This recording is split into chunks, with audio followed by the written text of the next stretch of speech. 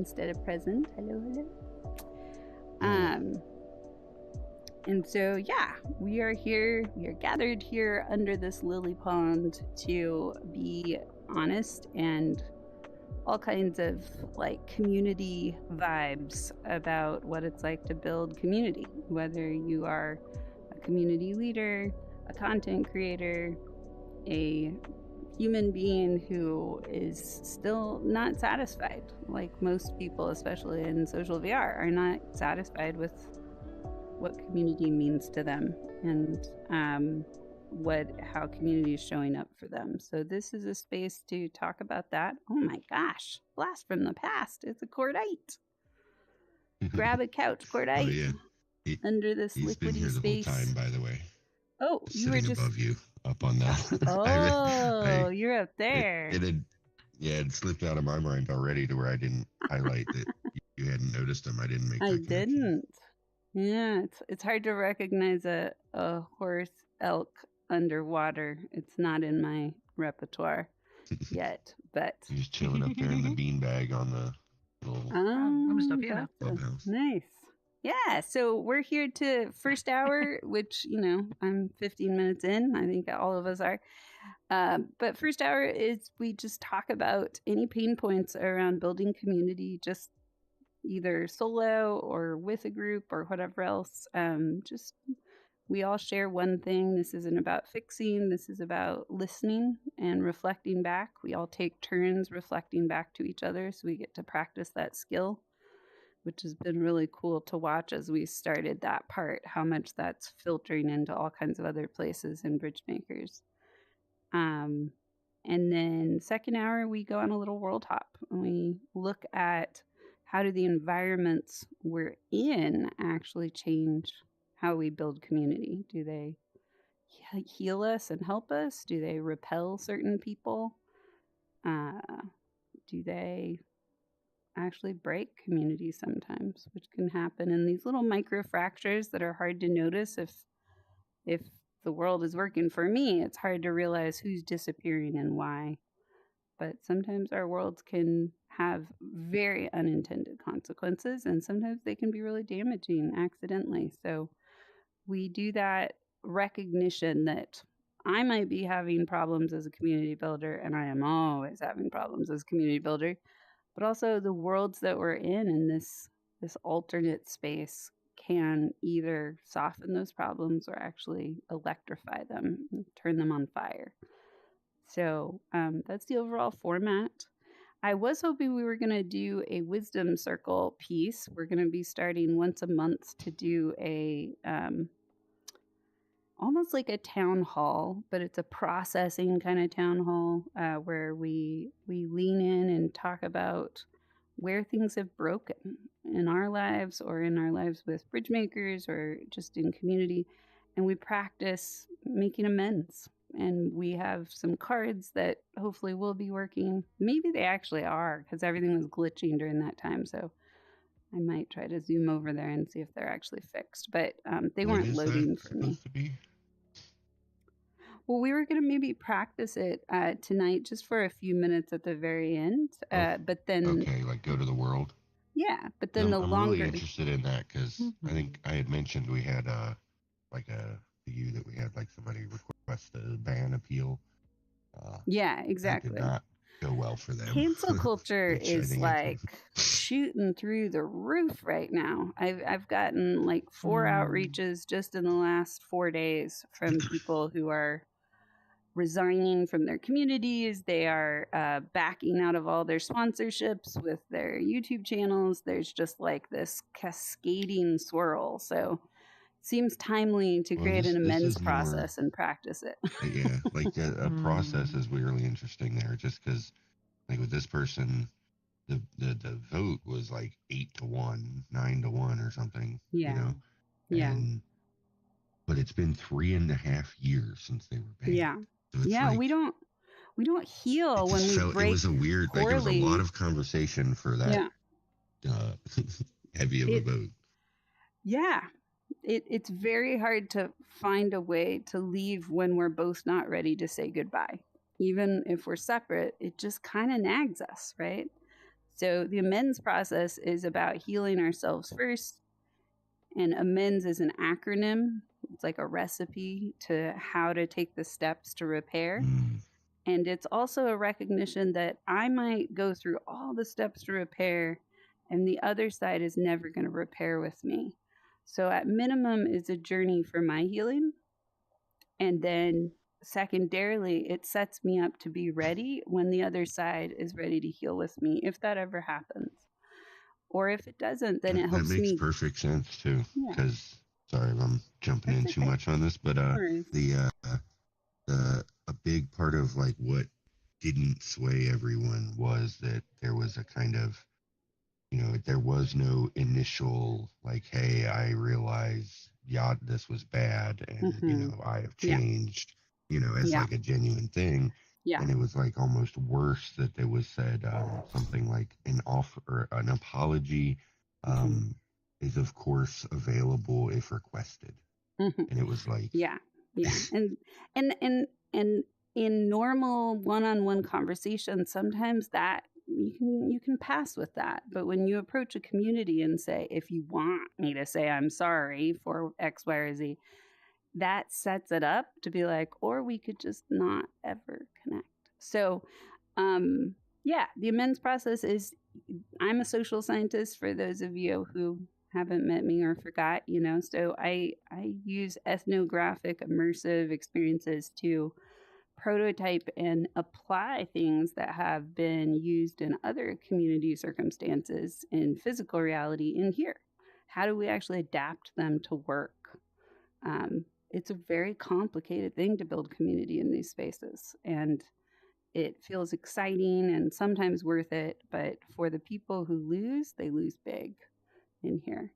And so this is part of my calling, practice, obsession, pathology, however we want to call it. But I really work to try to take a lot of the stuffy academia stuff out there that sometimes works, and give it a go in the landscape of all of our pixels and see what happens. So maybe we will, if we have the courage and we have enough people interested, we'll still give it another, like at the very end of our evening, we'll go for the last 15 minutes and hopefully not crash out of the instance like I did, and try just see if the cards are working now. It might have just been my headset and whole system failing. But I'd be down to give anyways, it a shot. yeah, you want to check those Sounds cards out? interesting. Yeah, Mhm. I'm yeah, really I'm excited very about it, intrigued in honestly, this. because it's not fun to be like, okay, now I have to go through a whole bunch of apology process. But the idea with these cards are, it's kind of like, let's learn the steps. We don't even have to practice them with a real person or with each other. We can practice it with the avatar that somebody else is wearing and make up a whole story in our mind why we need to make amends with that avatar. And so it's about practicing the exercise of it without over activating our shame response. And by doing Yeah. that, getting to start to build the muscles to get ready when maybe I mess up a little bit, but I didn't mess up a ton. And I know if I don't clean it up, it's going to spiral and get worse.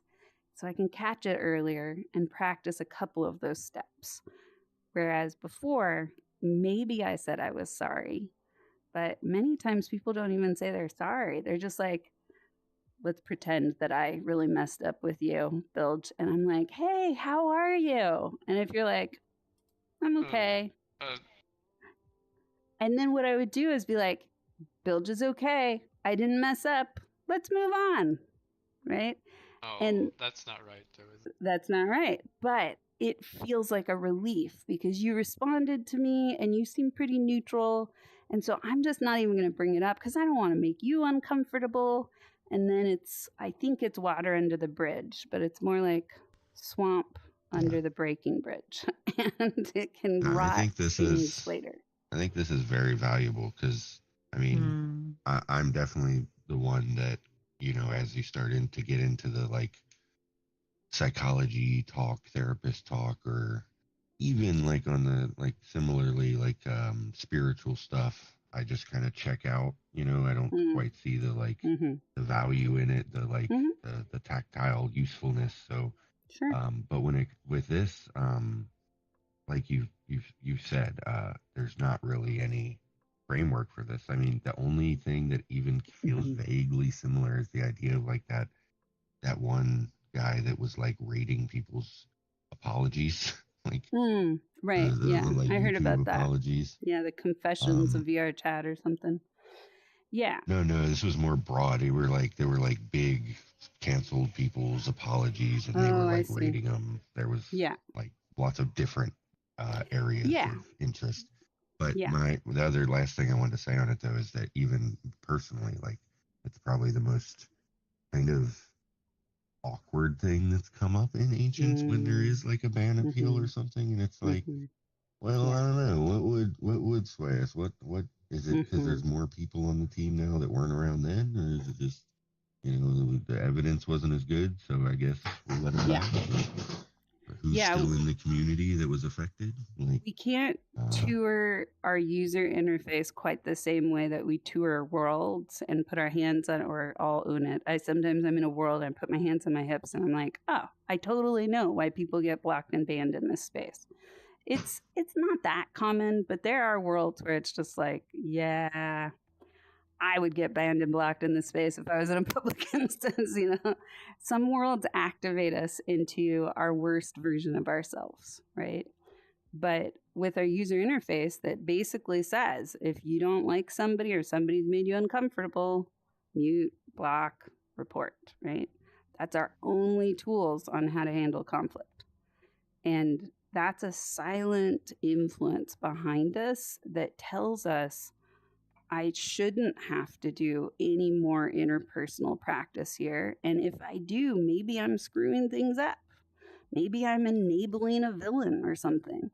And so we don't know anymore how to stay in conflict with each other and be uncomfortable.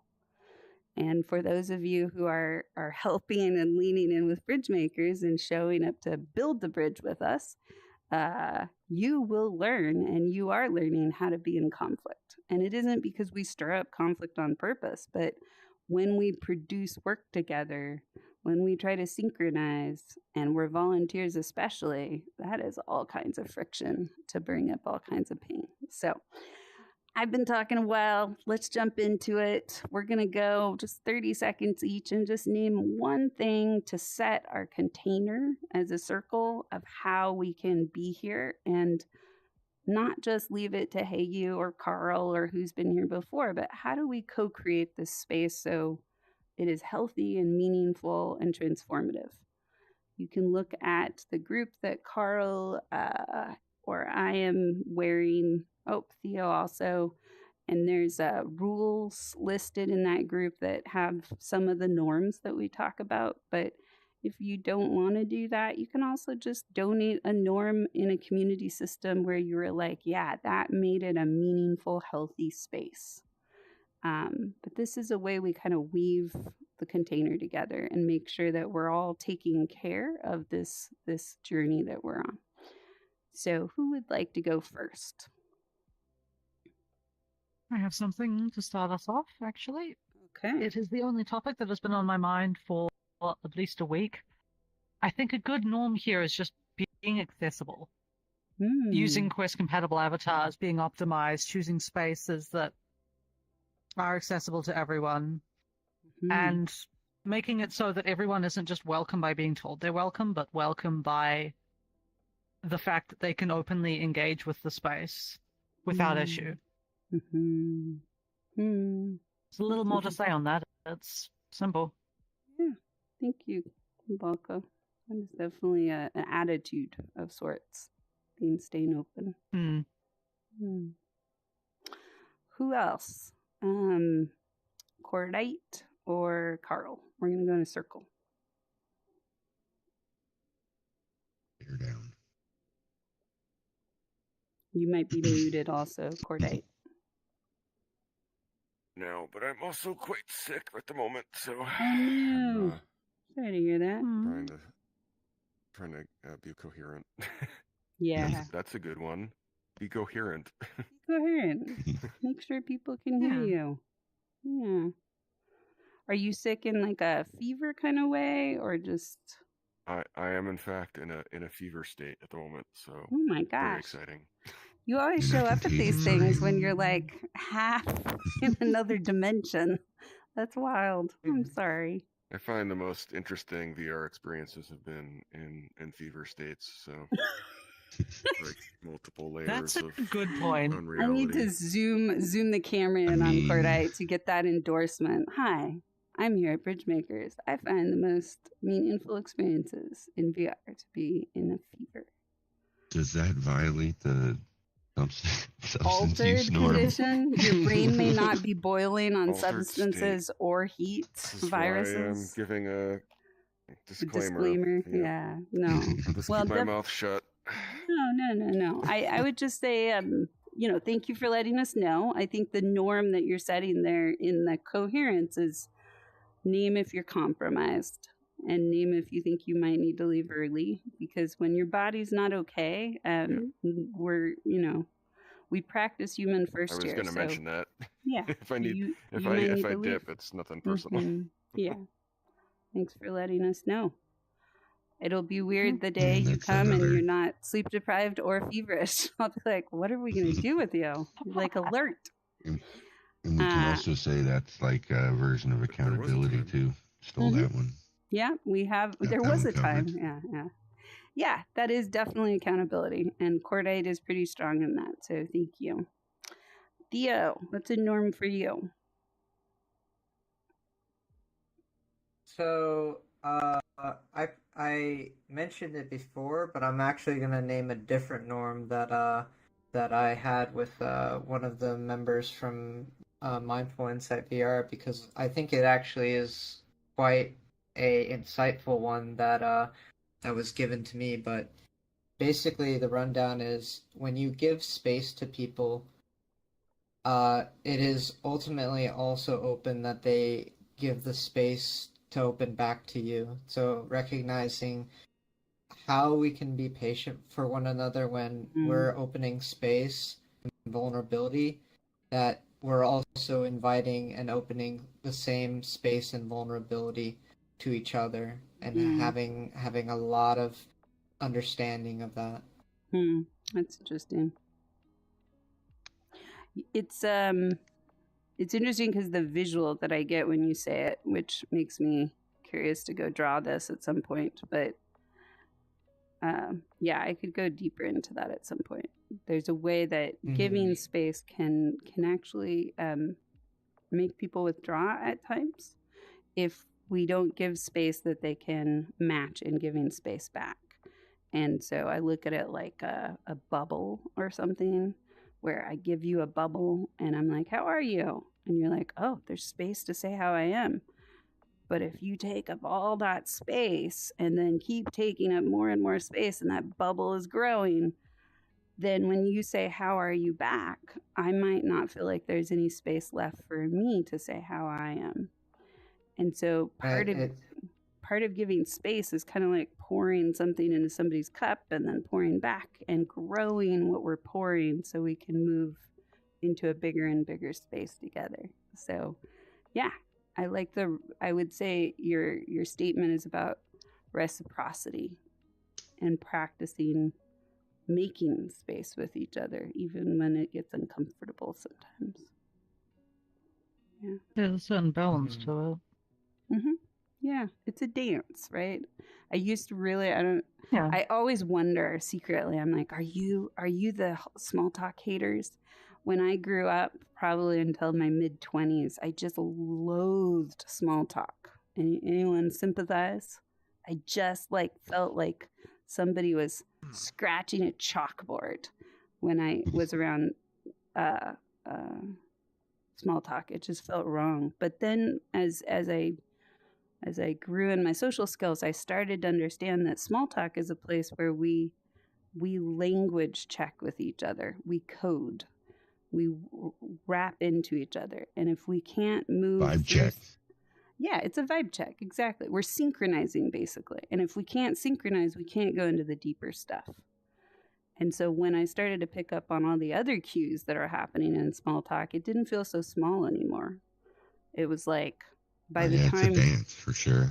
By the time small talk was over, sometimes I was like, oh my God, this person is going to tell me that somebody is going to hurt somebody else. Like I can feel that in them. And they have totally just talked about the weather and getting stuck at the gas station, but I have learned how to kind of start to feel it ahead of time and just be like, yeah, we definitely need to talk more about the price of gas. Let's buffer this a little bit before we get into whatever you're really about to say. So yeah, giving space and taking space and making space. The whole thing. All right, Bilge, what is a norm you'd like to contribute? A norm. Maybe I've been trying to think about it. I'm drawing a lot of blanks, but I was thinking about like messages and like having people's messages being heard, whether it be like I know there's like drawing utensils and like worlds, but like having a board where people could leave like goodwill for someone is like I hope you have a good day, or like I really like this world, and like having something like that would be pretty cool, I think. I love that. That's so integrated. Are you a creator? Are you just thinking for community creation? Because that's a really beautiful way to think about the permanence of instances, and that now the technology is catching up and we're able to start having influence on our instances even after we leave. So that would be a really lovely way to have a living bulletin of messages. There's a world in here. I don't remember if the name is super clear, but I stumbled across it probably a year or more ago, and it's just full of goodbye messages. And all of those messages are written to people who disappeared in VR chat without saying goodbye. And it's like a staircase. So you just keep climbing up, and then you realize like, oh my God, it never ends, right? And people contributed these messages because their heart just continued to ache and hurt. And they needed to put it somewhere where just in case somebody else stumbled across it, they would know you got my message. Even if you never speak to me again, maybe you'll stumble across this, like a message in a bottle in a pond, like someday maybe you'll see that I really missed you, and it's hard to lose you like this.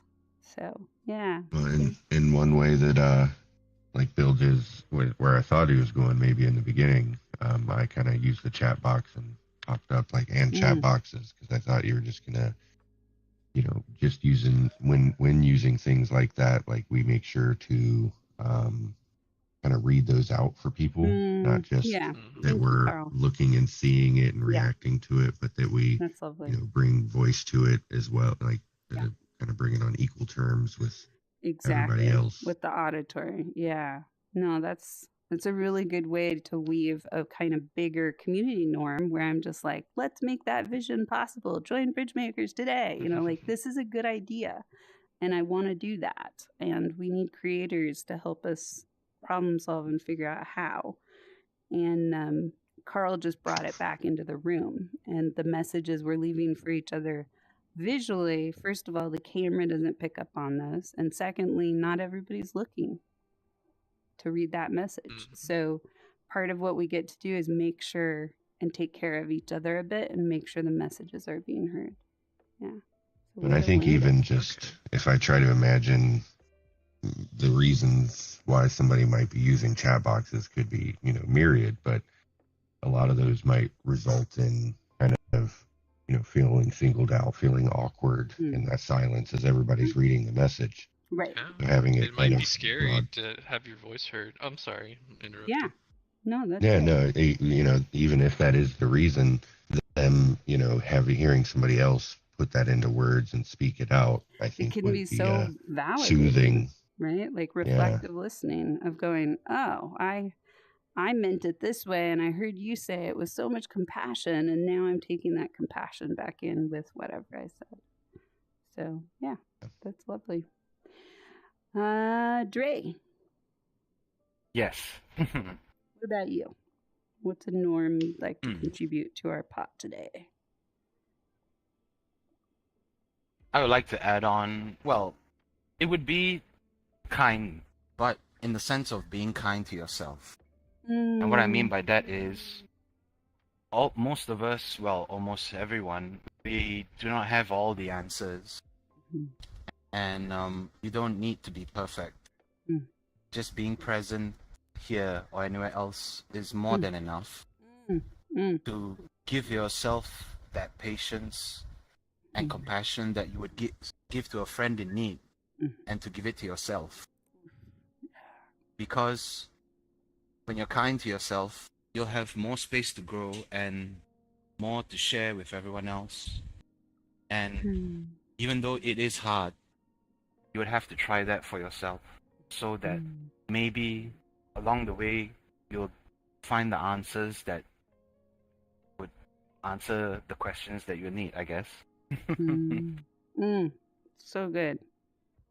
I feel like there's a soundbite in what you just said. I have a dream that someday, and that sounded weird, I'm not trying to mimic Martin Luther King Jr., but I have a dream that we're going to have worlds with bridge makers that will be templates we can give away to other communities that will have a journey before you get to the circle. And that journey will have norms up as you come. And one of those norms that we do have in bridge makers is practicing kindness. So when you were just saying that, Dre, I was like, that might be an audio file, what you just said, that people can push a button and listen to, and as opposed to just read. And listen to a variety of voices on what kindness means that are kind of like... And I have that going, a bit of it with the street epistemology world, where the you know, it says be on orange and stuff as you're going up. Exactly. We can add audio files too. And if we had them randomly selected and we were generating a library off of these really lovely GIFs that people bring at the beginning on norms. Your language choice sometimes is a little odd, you know, and both times you said audio files, I thought you were saying like people that really like are into audio quality and stuff. Okay. Yeah. Audio fills. So maybe like clips. We can bring some of them in as well. I know audio some clips. People. Thank you. And audio files. Yeah. I have to think about that one. Yeah. Is that pronounced just Phil? I've heard it as like bibliophile, audiophile, but I don't hear audiophile is correct. Yeah. Okay. It's a more internal term, but people it's just spend like way too generally... much on headphones and stuff. Yeah. Gotcha. Interesting. Okay. Well, that was quite a beautiful journey on kindness. All right, Carl, what's your norm that you want to throw in the pot? I think I'm in the mindset where, you know, these are all connected again, and like I was blanking a little bit, but I opened the list and I saw the, you know, number 5 there, the RSVPs. Like, that's always good, but I think you know, that really ties in with the like accountability, you know, that way helps us know who's coming, and it's also like maybe give a little explanation if you were on there and you drop off for whatever reason, let us know why, because sometimes we might see plenty of people and think the event's on, and then come day of we notice there's only 2 people on there still, and we never know when they dropped off. But again, that's kind of accountability, similar to the hello goodbye thing, you know, when you do come to an event, maybe you didn't think you were going to come, and then the times align and you pop in, you know. Tell us what's up. Tell us maybe next time. Because Bridgemakers is all about transparency. We tend to almost over communicate a little bit, which might feel exhausting compared to your other community systems that just work until they don't, and then you get banned or somebody else gets banned, and then they keep working, right? But we don't do a lot of banning in our community, so we practice a lot of communication, checking, and part of that is the RSVP system. And to you know, this is free, right? You're here. Hopefully some value will come to you out of this, and part of the way to keep adding in in addition to withdrawing from the bank of bridge makers, so to speak, is to communicate about your intention to come, what you get out of it, bring a friend. These are all ways to chill and give back. So thank you. All right, and Avalka, you started with norms, so I'm going to see if there's any other norms that we really left out. I think substance use was kind of mentioned a little earlier, but basically, Bridgemakers is a safe for work environment, and substance use can, even if it feels good, soothing, or whatever, it can actually really not just skew ourselves, it can skew the entire group. And it can be subtle, but it'll put a pull and a drag on the facilitators. So we really ask to try to be respectful of that request and come to these experiences ready to be present and listen and participate. So yeah, cool. All right. Did we get everybody? I feel like we did. Did we? Yeah. Okay. I was just gonna mention the norm about setting the status to orange, which I prefaced before the event started. Yeah, good catch. Thank you. So the orange status is a protective for not just us. Welcome. Thank you. Oh my gosh. Hello. Welcome. It's nice to see you. Well, thank you. It's nice to see you guys too. If you can stick around afterwards, I want to check in with you about the video. I'm hearing so many good things. But yeah, happy to have you here. Yeah. There's a to not spoil it too much. There's going to be a video that will be premiering hopefully in the next couple months that is featuring No One Cold and Talk Group and Open Mind and then they tugged me in at the end and said it's Bridge Makers, and I was like, that's me. But also, yes, I was talking about Bridge Makers. So yeah, it's a really, really lovely video and talks about why we're doing this kind of clunky, awkward stuff of leaning into hard moments and what the purpose is, what's the effect of it. So anywho, and No One Cold is leader of Talk Group, so we're happy to have you here. So we just got through norm setting, which you probably remember. You used to come to Hop a lot. So next piece is pain points. Think about one piece kind of settling into your body, feeling the balls of your feet, feeling your kneecaps, feeling your elbows. Just listen from the inside out. What is just one ache on your heart? Not to be fixed or solved, but just to be witnessed. We do a lot of fixing in these spaces because it feels good to be helpful. One of the hardest gears sometimes is just letting it be there. But the power I can follow up on my norm with this, actually. I'm sorry. Okay. You're going to go next. I can definitely follow up on the norm I had. Let me put my stuff back down, actually. Yeah. I like putting it on the table. It's nice. It's weird. Yeah, I'm like, does your table... do you have, like, my brain is hurting from this, but I love it. I can just lock it in place. It's great. I see. Following up on the accessibility talk, I've recently started interacting a lot more with the accessibility side of like the rave scene and worlds in VR chat, and I've found there's a lot of stuff that it depresses me to see it. There's some larger groups that are actively getting very, very upset about people asking for accessibility in worlds. One notable one, I think I even brought up last week, I won't bring them up by name again, but they've been actively removing people from their group who are epileptic or who have issues like that. And anytime someone even, like, I'm waiting for my ban from the group because I've been posting about accessibility on my Blue Sky. Wow. And I've been getting reposted by a few people who were advocating for that accessibility, and this is a major VR chat group. And it's just really, like, horrible to see this space, VR as a whole, which is most definitely like, this is a place for an escape, you know? An escape from a real world that's more and more difficult for people to be in, and it's becoming less and less accessible for the people who need it the most. Yeah. Oof. And then it's getting worse, and I hate that it's getting worse, because it's ruining the point of VR as a platform, and I I really hate seeing that. Yeah. Wow. Thank you, Evoka. So, Nolan Cold, you might not have been here for this, but now we do a thing where we practice reflective listening. And so everybody takes a turn trying to say, I heard you, and this is what I heard. And so anybody can raise their hand from what you heard.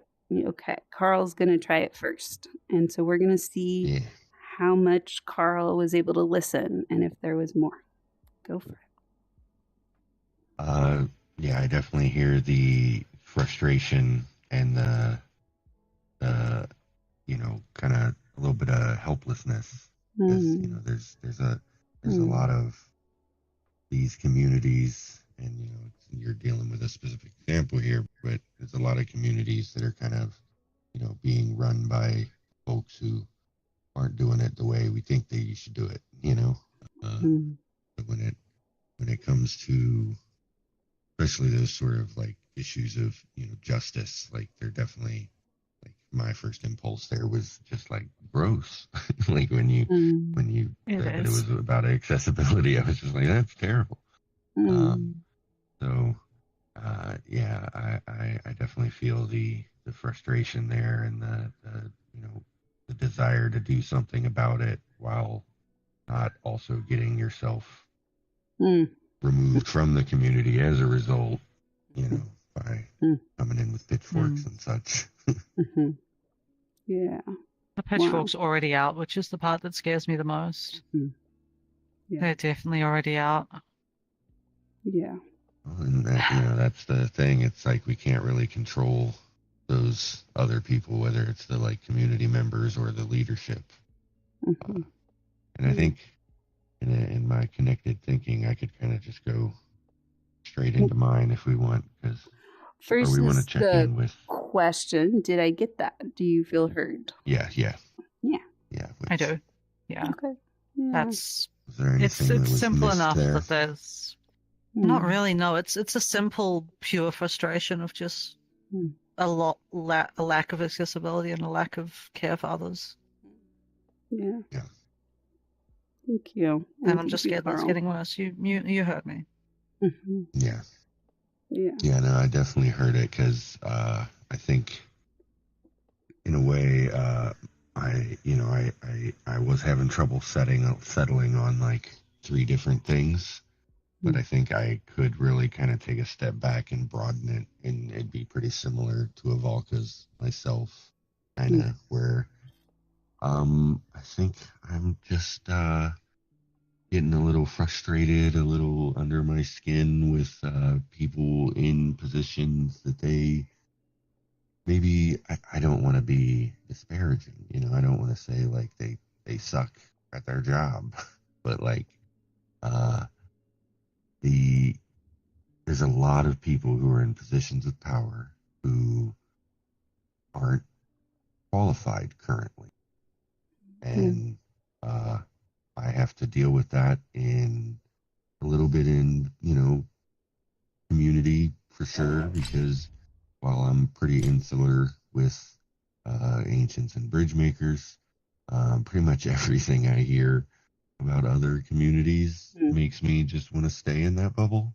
So kind of, there's a bit of like just keeping on and not pushing for growth, because then I have to deal with these shitheads.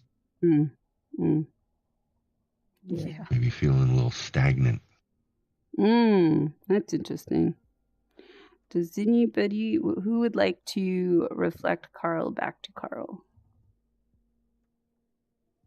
And if possible, everybody gets to take a turn. Yeah, Drake. So from what I hear about that is from I guess I would say the grapevine of you have noticed from the outside the practices and things that other maybe so-called leaders from other groups, the things they've been doing have not been well, more than up to board, I assume.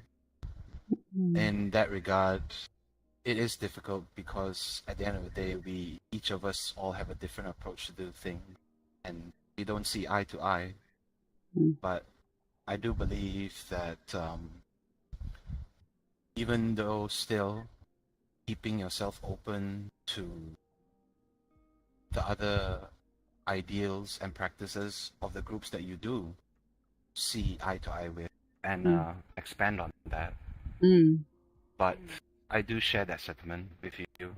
It is hard, but it's also equally hard to stay in that constant state of openness to receive something else. There you go. So you're adding a little bit there, and you can see if that landed. Yeah, it's definitely, that's very, like, I'm in line with you when it comes to the like online community stuff. But then in the like kind of the broadening of it I had too, like it also applies to my job, and like I'm in a much more corporate environment. Like 85% of the people that are like salaried or above in my mind are in the like do not interact category, because I could end up getting fired over something stupid or being told to do something I don't want to do. Like, so like there's a level of just like, if I just don't go that direction, then I won't have to deal with it.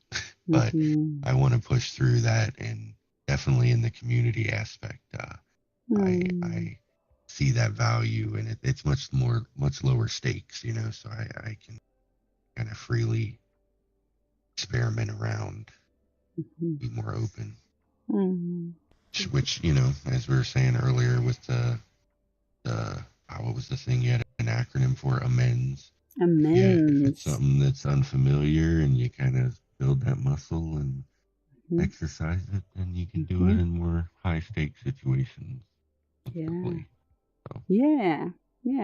We're expanding through the pain. And normally the invitation with reflective listening is to not add anything. And Dre, I hear you pulled something out there, which I do think that kind of wasn't. It wasn't shared, but it was true, right? You pulled something out that is an important piece to name for all the community leaders that may watch this someday or are here right now and are feeling this tinge of like, I'm not inclusive enough. That's the fear, right? I set boundaries, and sometimes I push people away and I push people out. And now here's this circle of people saying that's not okay.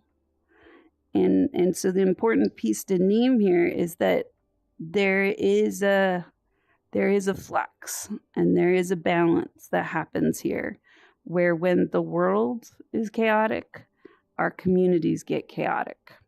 And when our communities get chaotic, we burn out. And that whole put your oxygen mask on first is such a nice little recipe when you have one person sitting next to you. But when you're holding your oxygen mask on and putting it on everybody else repeatedly, you have to keep it on yourself sometimes. And that means you're going to drop the ball. You're not going to say, you're welcome here also. You're going to say, this is too complicated and I can't include or lean in there right now. And that is so painful, because community leaders in here are here because either their community had already failed them in physical reality or vice versa. It happened in here and they just couldn't stand the pain of the missing leadership, the missing containers. So they started to build just out of the hunger to see something else grow. But they didn't come from community leader school. That does not exist yet. And because of that, they will make really poor decisions sometimes. And everybody's going to see it and say, your fault, you're bad. And then that burns them out and they go away. 3 resignations just in the last week. Bigger communities too. Some of them haven't been announced yet. So this is very real and it's very hard. That last bit scared me. Like, wait, they haven't been announced. It could be anyone I know. It could be anyone you know. And one of them is a more prominent figure So, they didn't all coordinate. They don't all know each other, but this is how painful it is right now. It's just exhausting. And when I'm not getting my accommodations in physical reality, guess where I'm going to come vent about that, because I'm more wounded, because I'm more hurt. I'm going to hold the people accountable in here, where I can say whatever I need to say. And it's not that self-advocacy is wrong. It's just very hard when we're so hurt as individuals to hold the imagination of what it's like to be that person in the middle who's trying to pull more people in to hold that space. Yeah, thank you, Carl. Yeah, so I just want to acknowledge that this is a hard topic. And please don't hear what I'm saying as a pushback that we all don't need to be more inclusive. I just look at when we are growing a tiny community, we're going to be way overstretched and be much more likely to implode. And as we systematize and we try to scale that, there's more room, there's more help. But it takes time to grow that circle big enough to include more and more diversity. And that is a messy process, especially in here. So holding both, right? It hurts. There's real ache here, and there's also real ache from the other direction too. Yeah. Who would like to go next?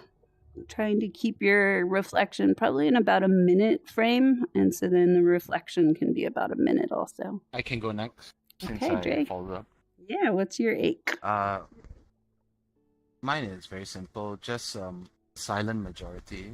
Mm. So most groups end up with a small core of active contributors Yeah. and a much larger group of members who, more often than not, rarely speak up, volunteer, or take the initiative. Mm-hmm.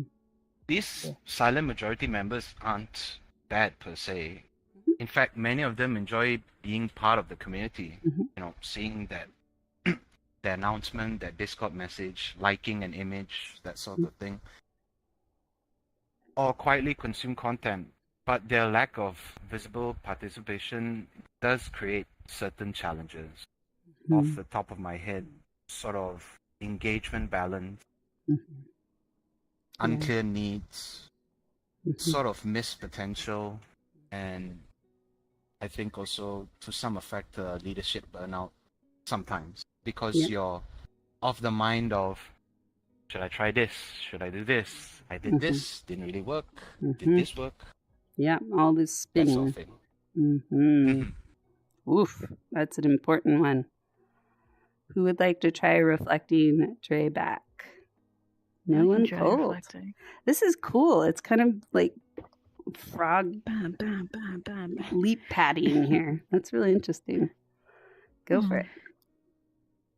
Yeah, no, but silent majority, I get the sense that you really want to reach them in some way. And you worry about if they do you feel like you worry about if they feel like they belong or they are being or getting what they want in your community? I'm just worried that somewhere or another not able to reach them, because I won't delve into it, but I had a time where someone actually came to an event one time, but they've been in the group for 6 months. Yeah. So, and that was the first time I ever met them, and all they said was they were very afraid to come. Yeah, they were very afraid to come. Yeah. Do you have a fear of failing them when it doesn't work out? They show up once, you don't see them again. Well, yes, I do try to talk, to everybody, but if I do not see them, I don't know how I'm able to reach them. Yeah, I get that. The vanishers, the lurkers. There's actually in community management, the paid version of it. That's the name, lurkers. And I don't necessarily agree with that. If anybody wants to read, there's an article on Bridgemaker's website about learners versus lurkers. And yeah, it's Carl's writing 110 and 1 as a kind of proportion ratio of sorts. How many lurkers you might have in every community. So yeah, thank you. And lurkers versus readers versus posters. Right. I'm familiar with lurkers from Twitch because people on Twitch, you'll have a community of people. You'll have like 6,000 people, but maybe only 300 will comment on like the video while people are talking. Yeah. And it's like stuff like that. You know, social media has trained us all to be lurkers. Like we are reinforced and rewarded in lurking and just consuming without giving back.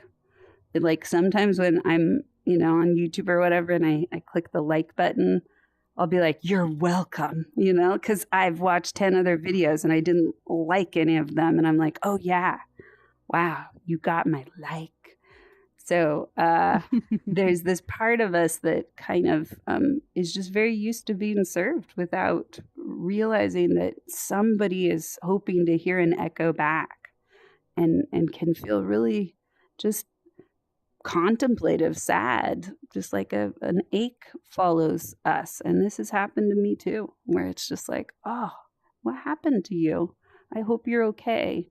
I hope you didn't mishear something or feel a missing context and you went away because of that. That's really hard. Yeah, thank you. I like the way you said that. Very well said. Oh, yeah, that ache it haunts me too. No one, would you like to share since we're in a routine here? We're just going to go around back and forth. Yeah, it's the share, reflect, share. Yeah, it's like a link. Yeah. But just because I want to make sure, can I get a repeat on the question? Yeah, so this is just a place that we share one ache about community building. What is hurting right now the most? And the goal is not to get advice or be fixed. It's just to share and have it reflected back to us. I see. Okay. Well, I really resonated with what you said about the silent majority. With me, I guess my ache is relating to that. It's the majority that's too scared to participate or don't know how to initiate. It really hurts me when folks will come and check out Talk Group and they'll come in and they'll tell me, cold, I went in there, but I'm not sure if I felt like I belonged. Yeah. Sometimes new folks will come in there and no one will acknowledge them, no one says hi or shows them the ropes. The community is getting bigger by the day and more people are going to slip through the cracks. Our helpers and staff aren't always going to catch everyone. And so I've kind of locked myself into my man cave thinking of ways to kind of help with that.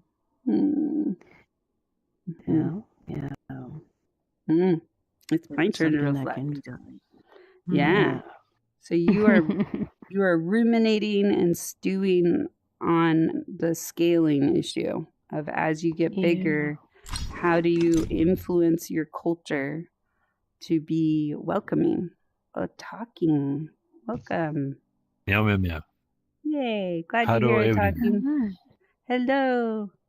Pull up a frog lily pad sand patch here. And yeah, and also no worries. You are absolutely welcome here. But my invitation, if you wouldn't mind, is both of you, if you could put yourself on orange. That allows us. That's okay. No worries. That allows us to check in with people if they're trying to join and let them know you're coming into a circle that's currently active. So no worries. But you're very welcome here. Yeah. So offering that back to you, Nicole, you're really trying to think about how to infuse welcome through not just your helpers, but the whole culture of talk group as you scale. What are the little ways to teach people to step up there, not because it's comfortable, but because it's caring? Yeah. Did I get you? Did exactly that? Yeah. Yeah. Thanks for Yeah, hearing I feel heard and understood. Yay. And welcome, hopefully. Yeah. So if you would like to share, Otaking, what we're doing right now is we're just naming one ache that we each have about what it's like to build community. So just any pain point that you might have that you'd like to hear somebody say back to you, kind of where it hurts. Wait, sorry, to build a community? To be a community builder, to build your own community, to just connect with people. If there's a pattern or just a specific moment where you're like, oh, that's kind of following me around and feeling stinky. Well, I don't know. I feel like it's a lot of work because it's like for building a community, you need to have people around you that you trust. And then they gather more people. So basically, your closest people need to be the one that you trust and you feel like they are good people and they trust you back. And then I think that is a good way to grow a community under that. I don't know. I don't know if that was the question. Sorry, guys. No, that's an interesting one. So you're basically saying the bridge building part is great once the bridge locks in, but getting that bridge up, that's hard. That's tough work because the other side has to match us, and then we get to be the bridge. So this is rewarding, but it still takes all of the parts have to work together. I heard that a lot in the idea of. I've even thought, just as a random fun example, like just throwing you into the mix randomly of like our mod chat and like how which people would hate you, and you know what I mean, like would hate me. Are you talking towards me? Yeah. Oh, I'm sure. Yes. If you were just thrown in there, if there wasn't something that like you came in as part of the community, yada yada. Like there's a whole lot of parts there why those folks would not enjoy the situation. But it's also just the idea of like the needing trust and the amount of work that goes into the people that have to come together to actually make a community. Make it work. Yeah. I mean, you all maybe relate to that on some level, but building new relationship with one person takes intention and effort and ritual. Now try doing it with a whole bunch of people that have 1,000 other options that they can go do at any given moment that might be less stressful than building community with you. And that's what we're up against. So, but what I really also hear is there's reward in it. It does work. It just takes a lot of work. Yeah. Yeah. To build trust. Build trust. I got to double reflect today, and we all helped on that. Thank you. All right, Bill, it's your turn. This turn is such a rich circle. Oh, wait, no, it's my turn. And then you reflect me back. Sorry, I'm getting all confused. Okay. We had a wild card show up with a mustache and a pipe, and it's funny and distracting. Meow, meow. Okay. Unimaginable amounts of swagger. I know, right? I loved when he was going to share that he rolled his sleeves up. Did anybody catch that? He was like, oh, let me tell you. And it was just the motion, but he's in character, right? And here I thought putting my stuff on the table was swagger. He's fully embodied. Meow, meow.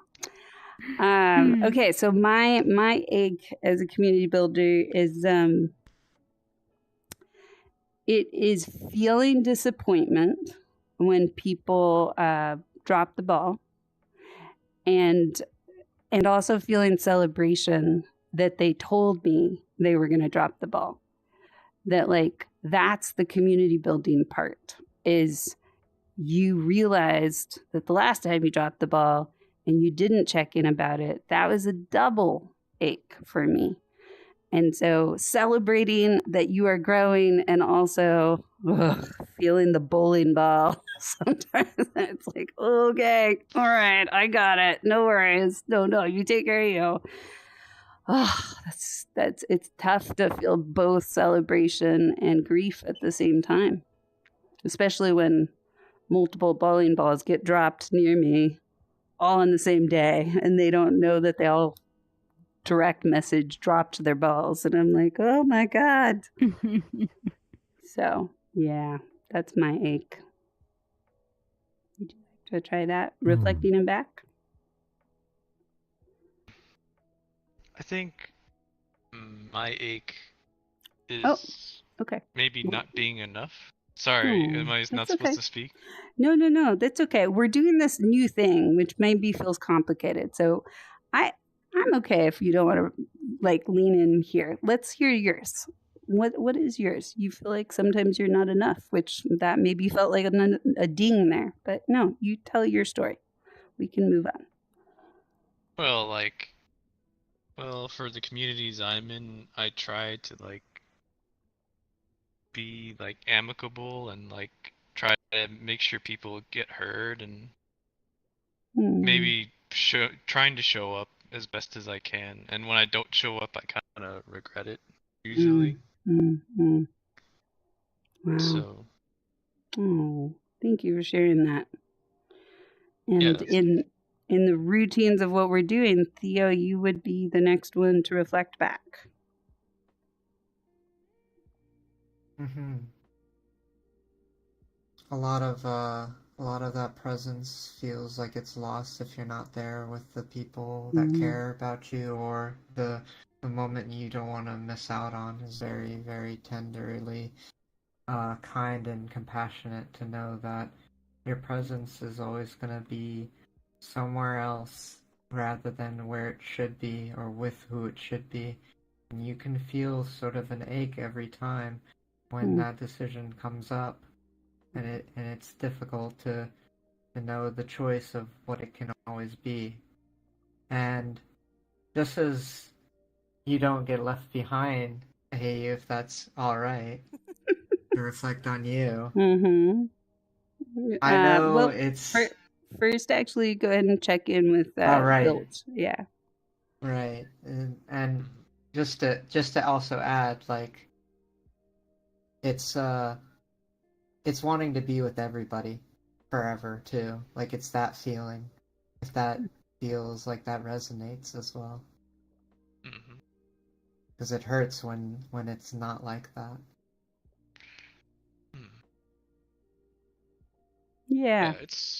It's painful being alone, I'd say. And it's worse trying to do things by yourself, and having a good community to help support that really helps, I think, in many ways. Yeah, thank you, Bilge. I also heard you use the words in the very beginning, not enough. So sometimes when we practice reflective listening, we look for the core words that really just, if you only heard just a few words in that whole thing, what would they be that rings that bell of ow, of howl, of ache? And not enough is one of the core things that we all feel underneath all the stories we tell. I feel like I'm not enough. Yeah, I feel that too sometimes. And Theo, thank you for being willing to reflect me back. I checked in with myself after you did that, and I'm really okay. If y'all want to insert that in later, that's all right. And for just the finishing the circle, let's have you go next. Okay. So I had mentioned this a couple times with a couple of community members, but this is something I am not growing from, but maybe I am in the same way of how it was presented to me, because it's a similar situation that happened last year, that happened this last week, that I still don't regard any safety within my own being sometimes, because I have a lot of compassion, to care, and to sacrifice for myself, for another person. who is not the person I should be around, or not the person that is for events or for my identity, my person, my character. Because I had opened an event for a Dharma Talk watch party, and somebody came by, and they were completely lost, completely out of their mind, and could not rationalize anything. They were telling me how I was stalking them and how I was going to kill them. And they had it in their mind that was somewhere else that I couldn't even follow. And it hurt having to talk to them because it seemed like I had not been enough for them to be an assurance that I was there for them. The last time we spoke was a random occurrence where they had broken down and I had sat with them and I consoled and I had patiently and observing in a way that just could always let them know how special and how precious and how kind and loving they were. But it seems like it wasn't enough in a way that I wish that I could have been more for that person in that experience, and how I was still holding a belief of trying to help and change them when there was a similar situation last year of a homeless man who tried to rob and shoot me. That man who came up to me and tried to do that to me wasn't thinking about me in that moment. He was thinking about all the hurt that was happening to him, and I think it has correlations to the similar story that I was dealing with. But in both stories, I still thought it in myself to help both. Because in one of those situations, it did happen, and we did talk it out with the homeless man, and we really got to know each other, and it opened up very beautifully. But for the other person, I had to leave because I knew in that moment there would have been no way I could have controlled or helped anybody in a situation if they had joined that instance where they were threatening me, compared to the situation I had before where it was just me and I had to deal with it. And so trying to recognize when building communities, when it's time to protect, or when it's time to just leave the healing for that person and that care. But it's getting confused about it sometimes, and I'm sometimes not sure if I can always handle that. Yeah, thank you, Theo. Before Cordite, if your game's reflecting that back, I just wanted to welcome Crypto. Welcome, Crypto. I feel like you are recently in our server. Is that right? Glad you're here. Yep. Yeah, welcome to scooch on in. Our lily pond has room for more at the table. Hello, Alistair. Oh, so we are basically just finishing up this part of our circle, which is everybody's been naming a community ache and trying to reflect that back to each other. And so, yeah, Cordite, are you with us enough to be able to try here? Can find out. See what you heard in a feverish state. So that one's the struggle of oh wow, again, trying to be coherent here. It's I'm okay. gonna say, like, by definition, in a community, like, you should be attending to these things together. Yeah.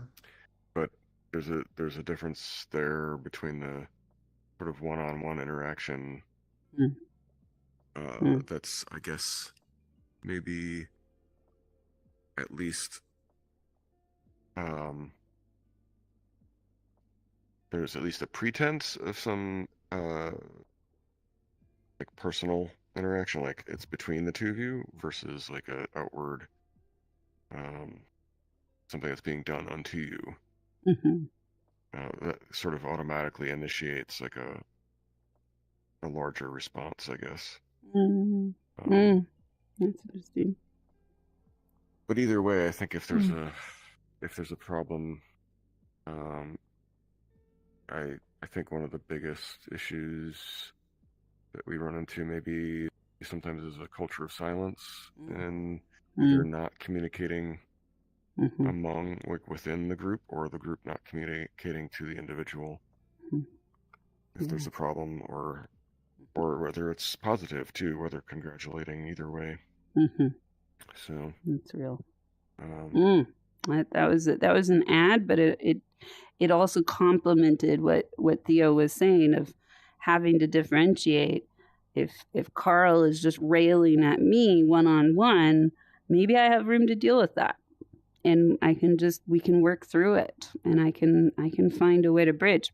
But if Carl is railing at me in front of a lot of people, if the lot of people have not learned... That was hypothetical. I got scared. my wife was talking to me at the same time a little bit, so I was just like, wait, what? Huh? What?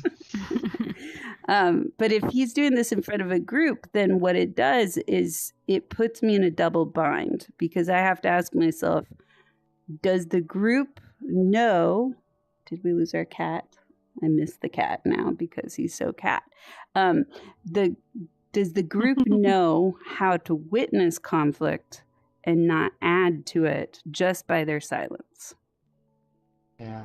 That's an important question that is going to tell me what my budget is to let Carl and I go back and forth and potentially just re-traumatize everybody else here, because that's what can happen. And maybe Carl and I finally find our hearts again and we're fine. But now 5 people have gone away and been like, whoa, I just had flashbacks to my worst nightmare of my childhood and blah, blah, blah. So the piece... It sucks too, because I didn't know how to kick them, and I didn't have the permission to close the instance either. Yeah. So they stayed on the instance, and there were 2 instances up. I had to be able to watch both. That's so stressful. And so the landing piece is in this reflection is the tools don't plan for these scenarios very well, and they are also burnout factors for our leaders. And thank you for sharing that story. And thank you for your wisdom, Cordite. Nolan. I wish I could stay. Oh. However, I'm being snatched away. So I'll see you guys. Okay. Thank you for letting us know. Bye-bye. See ya. Yeah. All right. Cordite, would you like to share your ache to finish our circle for this part tonight? Oh. My joint body aches? No, that's a different ache. Your fever ache? My fever aches. I've been kind of hearing a common thread through a lot of these in terms of like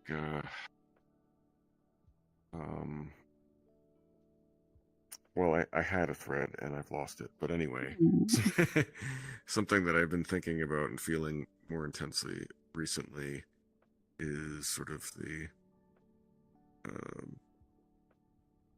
unfortunate, I guess, natural progression of any group or subculture, and in this sense, social VR is one broadly, of drifting from the user base in power to another entity, that the interests of those using it and those running it, operating it, whatever, and control, whatever that may be, differ. And the longer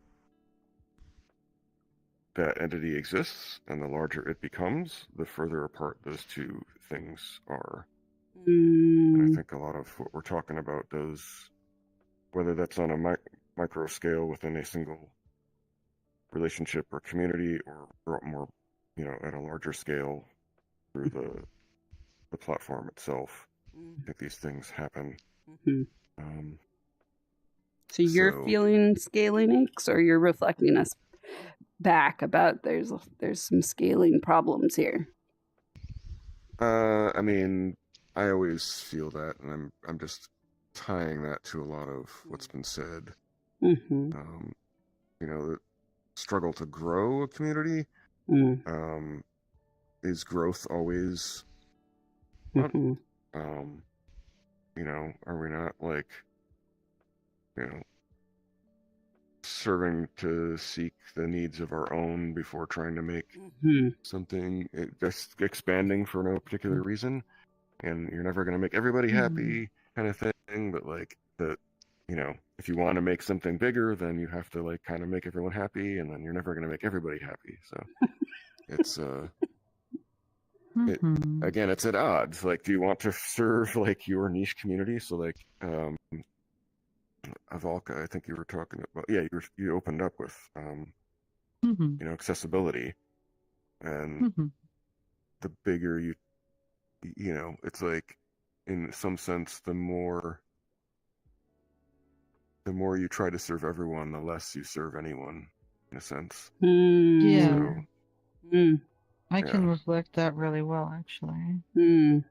So it's just, VR chat's becoming more of like a corporation, more of a like, the general popularity and growth of VR chat is basically exponential, which has turned it from like a quite closed out, not that closed, but very unique community into something a lot more mainstream almost.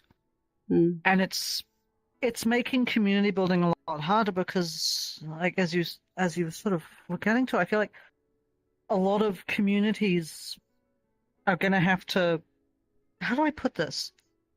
They're going to have to be a lot more careful with the people they have in them, because a lot of people are just not here for community anymore. Growing communities isn't easy when a lot of people are just here for the content now. It's reflected a lot on world creation as well. There's a reason this world of mine is the one that's getting popular. I've put a lot less emotion into this. I just had an idea, and then I added all the standard things: video players, mirrors, the QV pen, yada yada. VR chat as an art form, as a way to express art, is very much in its decline right now, and VR chat as a way to grow genuine community seems to be as well. As VR chat gets more popular and more driven by content and popularity, and just, it feels like VR chat's becoming less of a social space and more of like YouTube if it was social. And thank you for that. It definitely kind of bridges it all together. But I just keep wondering, did we hear your ache, or were you reflecting our ache back to us? Is that Cordite's ache? I think that's mine. Is the Avalka kind of put it? It's a consistent one that's I've just experienced over and over again, and many communities I've been in for many years, whether that's like IRL groups of different types, conventions and whatnot, online communities.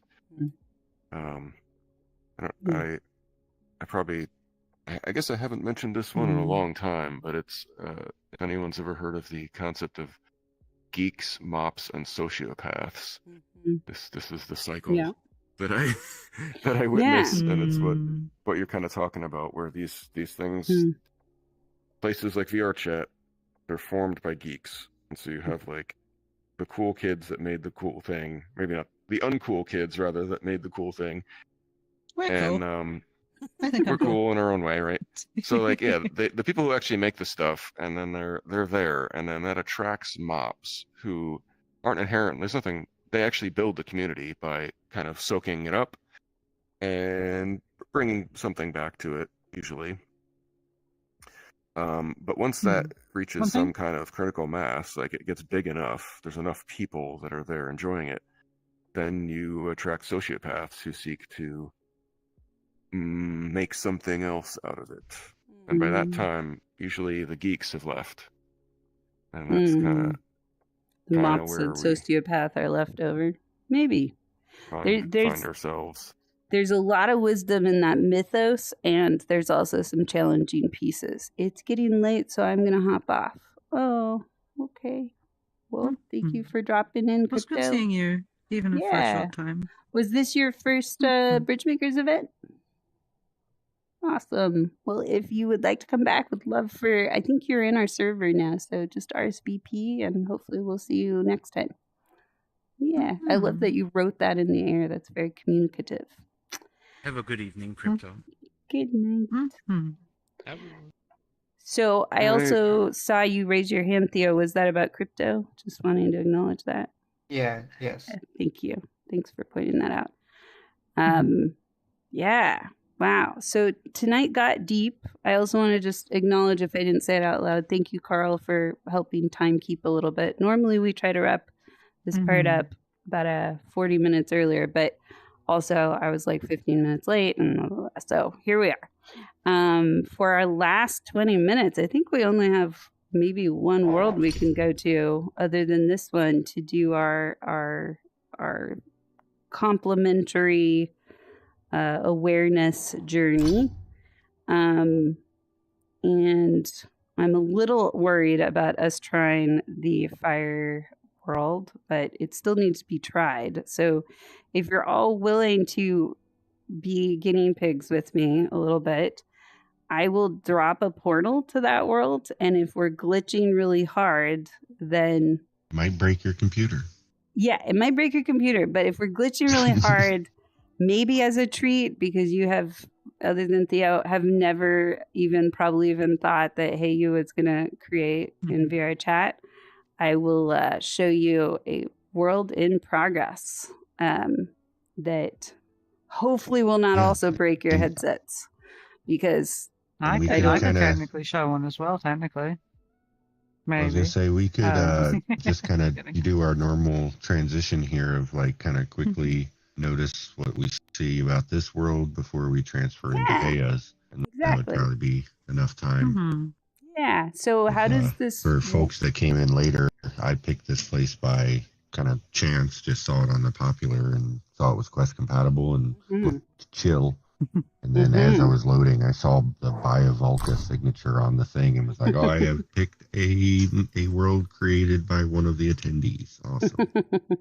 Good timing. Good timing. I could actually start us off with something it definitely breaks about community, which is something I'm very conscious of in my worlds not being for everyone. A lot of people in VR, at least out of all of the people in VR, the biggest thing I've seen people struggling with is underwater. Thalassophobia is one thing. I don't think this world sets up thalassophobia, but a lot of people actually do feel kind of weird when they get quite immersed in an underwater environment. They start feeling like they can't breathe, they can't do that. And so I try to like have quite an art style to it to make it not as real. But there is still that definite, some people may not want to be here. Yeah. And as much as that does break community, I still... Why would I not do it, you know? Yeah. Even if it's not for everyone, it is for some. And I think it's better that it exists. There could be a group of people that have always felt like they're drowning in arid worlds, and they feel very at home in these spaces. So that's the funny and I've always said I'm hard claustrophilic, and like that didn't even cross my mind. Like I feel cozy here. You feel cozy underwater. There you go. Okay. Well, so I actually kind of do feel claustrophobic here, though. Like it's kind of a really like small cylinder, and it doesn't feel like there's anything else here. There is a crowded element to it. That was kind of the intent. Yeah, the intent was to create a smaller space because a lot of my spaces are quite open and wide with big vistas and views, and I wanted to make something a little more enclosed to just see how that would vibe. And I mean, this world does vibe. There's definitely some issues, but I don't think any world is perfect. There's definitely been some issues with just being here because the amount of things that have happened in this space with me involved goes far beyond a Bridgemakers meetup. Yeah. To internalize that. Yeah. The problem I have with how claustrophobic it feels, even though I'm on desktop, is sometimes I don't want to be in objects, and so there doesn't seem like there's a direct path sometimes when walking through, and so you're disregarding the world when you just walk through things. Yeah. That's interesting. And also on desktop, it can feel less secure to know where your body is. Okay, we're going to try this. If we don't make it, if you're crashing or whatever, we'll start a Bridgemakers instance in a different world. And so just go back to your home world and you'll see that open up. We shall see. So we'll see.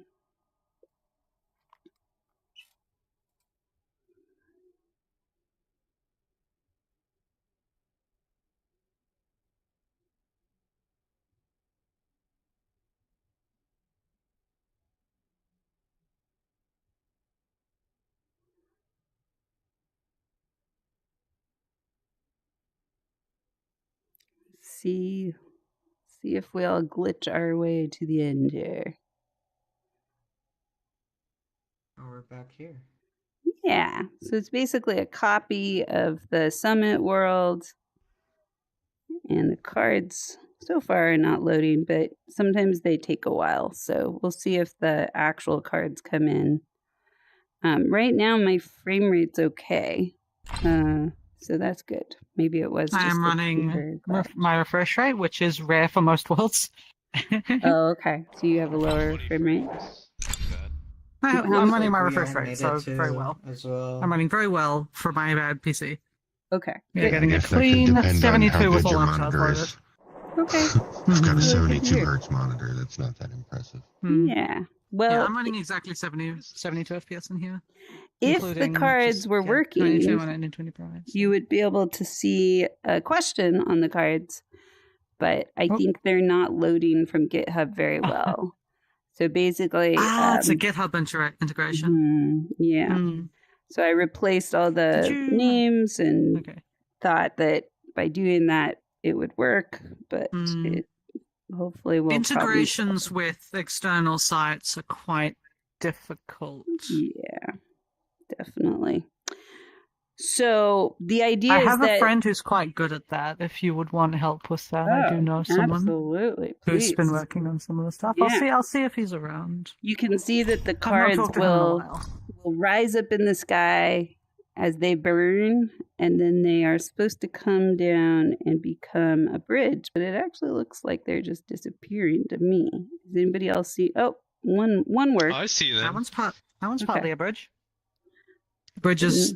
We're making a bridge. We're literally making a bridge. It's literal now. Yeah, exactly. We are bridge makers and bridge burners, or card burners, or something. Oh, there's no respawn down there.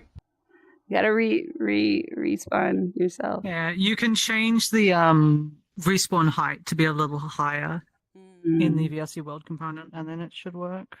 All the Evolca tips. So you will all just have to come back for Sunday to actually do the real amends process. I'm going to be posting a visual of that recipe. Each different letter for amends has a different word attached to it. So the A, nice making it across. The A in amends stands for admit the problem, admit what happened. The M stands for map the impact of the problem. And so there'll be about 5 cards for each of these letters to talk about how do we approach each other and actually do it differently and not end up in the same situation all over again and break the bridge even worse.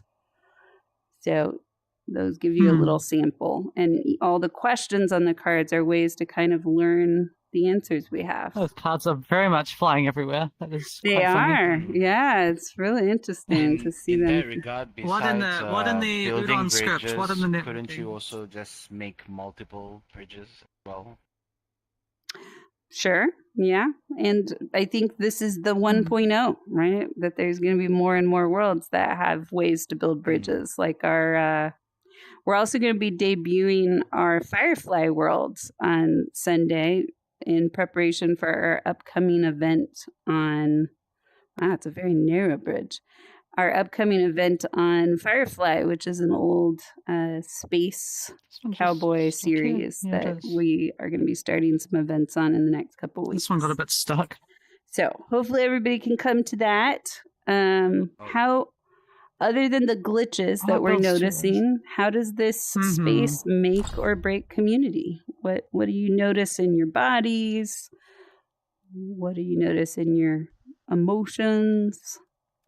I'm going to refrain from the traditional world creator comments of just me and hand painting all my assets and putting a shit ton of effort into everything because I'm basically a professional. I'll refrain from that. Okay. Because, to be fair, I don't use Unity terrain systems, so I don't know much about it. Yeah. Okay. What about everybody else? What's happening in your body or your emotions here that feels like it's a good way to initiate community, or maybe it's a bad way? Maybe it could hurt people. What do you notice? As a baseline, this is pretty much the perfect world in my eyes. You got a good skybox. It's got the campfire. Got some glowy bits. I think just as something to build on, just as the baseline, the not having some sort of force respawn when you fall in the pit is pretty frictional. Yeah, especially for young to VR people, that could feel like a real shame drop, right? Like, I fell off the cliff. We still lost Cordite. He might just be in a fever down there, being like, "Where is everybody?" I flew myself out, but you got to respawn to get out. Just gonna see if he's on the bottom here somewhere. Are you down here, Cordite? Cordite, where are you? Did we lose him? Okay. Respawn.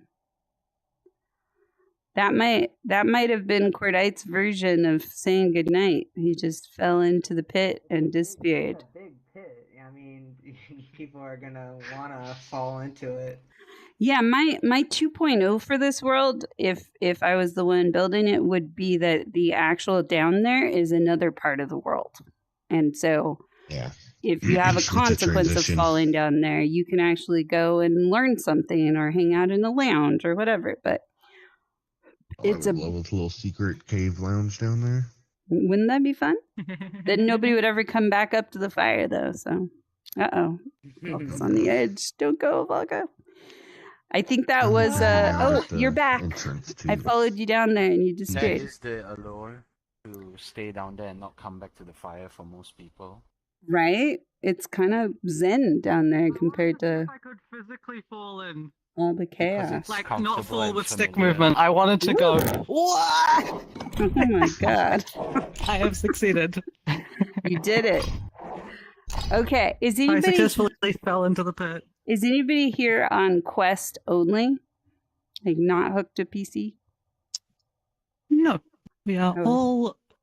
I always forget how to look for that. Cool. Okay. Would you all... If you open up your small menu, it pops below the nameplate. Would you all like to see a Hey You original that is, just 48 hours into it? But it's enough. I thought that's what we were doing right now. Okay. No. This is a Scott original. No. Right. That's why I thought it was iterative, that you were trying to do your thing on top of this. I'm about to make a really bad decision and push a world update right now. Oh gosh. Yeah. Envia. I will. Nah, I'm gonna. Yeah. Top model world. Yeah, no, this is totally different than you probably ever imagined. Let's check it out. I shall preload it, so I will see you in a bit. Okay. Cool. I think it's about a 90 or something. We'll see how it lands for everybody.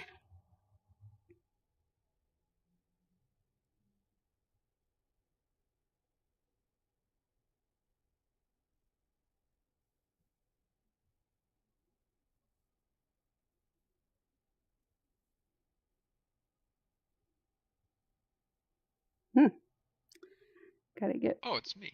more spawn points. All right. Okay. What's I definitely have thoughts forming. First thought comes to mind is I like the giant skeleton. Yeah. I feel like that sometimes, some days. Yeah. Yeah, that the objects in here have connection, including that some of the objects and relationship to objects in here were actually built in a different application. And so, oh, No One Cold is back. Welcome. Welcome back. So someday we might venture into the evil landscape of the meta realms, and you might recognize some of. It's the Skybox shader. Shout out the shader. Love the shader. Yeah, it's a good shader.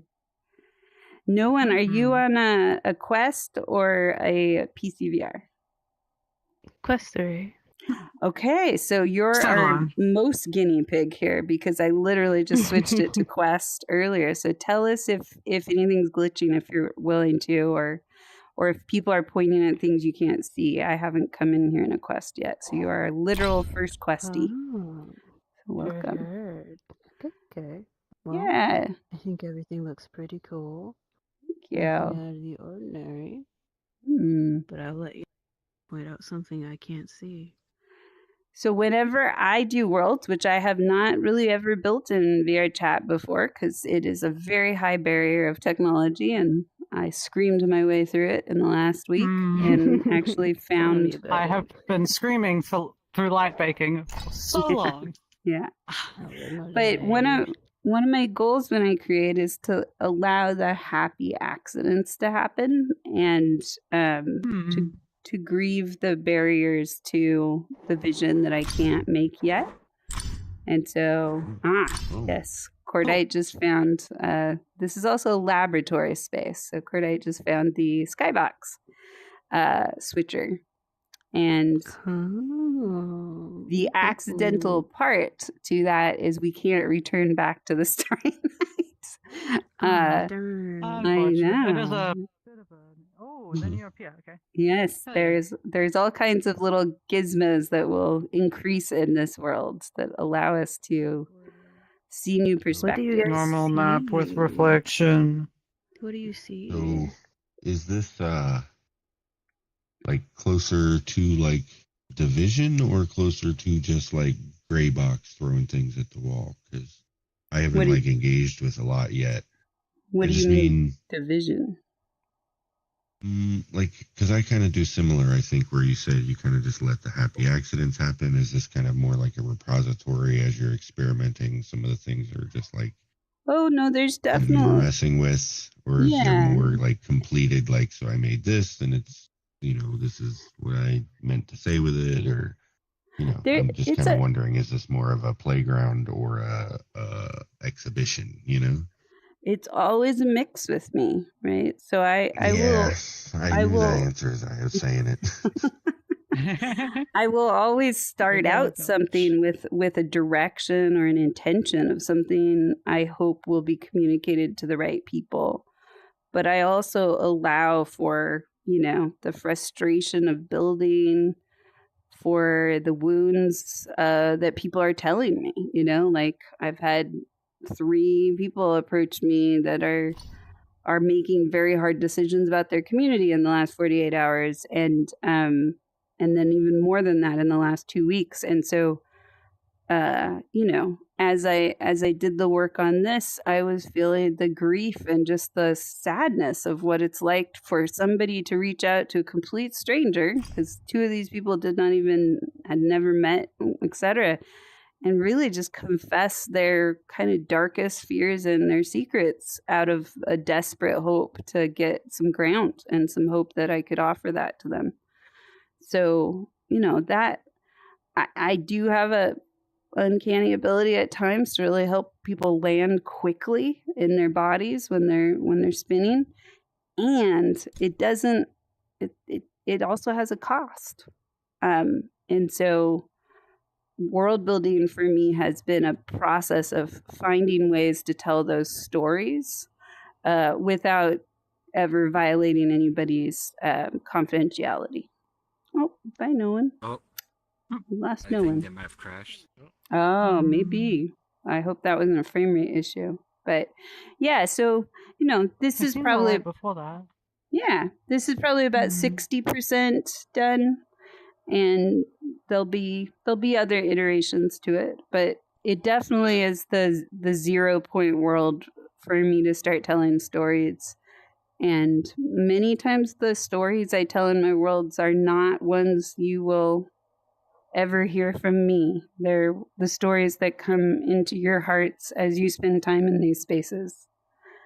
And sometimes people come to my spaces and they're like, "Oof, I don't know if I have the stamina right now to feel all the things that I'm going to feel." But other times people come to just like not think about it, but kind of recover in the absurd, or recover in the liminal, or recover in the metaphor, and know that their pain is not alone. I also do fun things, but I default to the harder stuff because that's the stuff that sometimes words are never going to help with. Sometimes it really just has to be the experience of feeling held by something that is mysterious and many messages.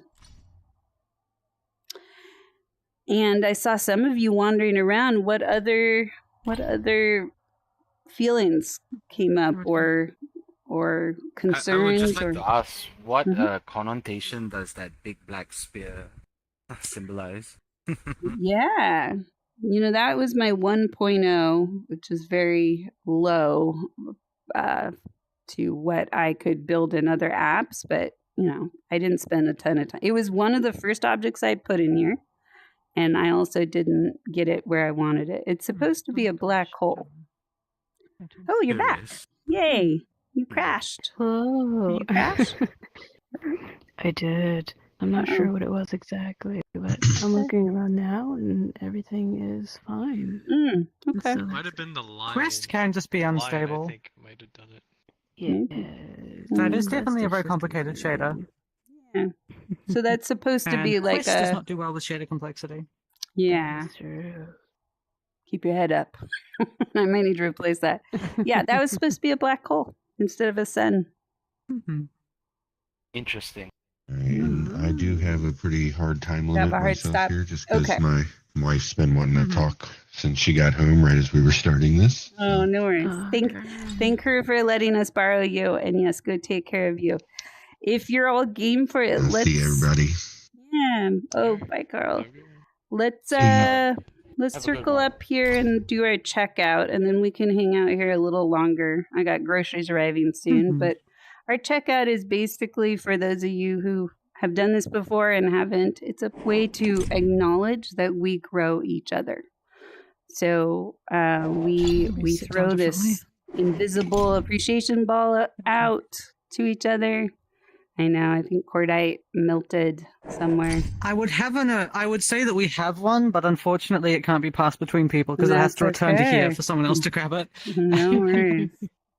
Appreciation ball. Yeah, it's an invisible one full of our energy, and it allows us to acknowledge each other, one person who hasn't been acknowledged yet, in something that they did or said that moves us, or maybe the avatar they picked. It can be a many things. And just one little thing is just a way to make a bridge.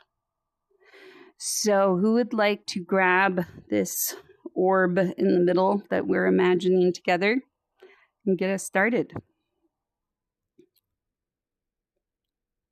Earlier in the game, it's easier. Oh, okay. You go, Theo. Oh, see, everyone's going for it. Or I know. Go, Theo. Gotta run the middle. Whoever gets the middle first gets it. That's why it's there.